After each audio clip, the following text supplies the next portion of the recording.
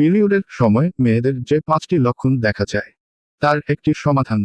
পিরিয়ডের সময় টেনশন বা মানসিক চাপ নেওয়া শরীরের ব্যথা এবং মুড সুইং আরও বাড়িয়ে তোলে। টেনশন কমাও, নিজেকে একটু ভালোবাসো। 2. পানি কম খাওয়া। এই সময় শরীর ডিভাইডেড থাকে। পানি কম খেলে পেটে ব্যথা, মাথা ব্যথা, ঝিমঝিম করা বেড়ে যায়। প্রচুর পানি খাও, হালকা গরম পানি অনেক সাহায্য করে। 3. জাঙ্ক ফুড খাওয়া। জাঙ্ক ফুড বা অতিরিক্ত মশলাযুক্ত খাবার পিরিয়ডের ব্যথা ও ফ্লো খারাপ করে। তার বদলে কলা, দুধ, বাদাম এইগুলো ব্যথা কমাতে সাহায্য করে। 4. একটানা শুয়ে বা বসে থাকা। শরীরচর্চা না করলে একটানা শুয়ে বা বসে থাকলে ব্লাড ফ্লো বাধাগ্রস্ত হয়।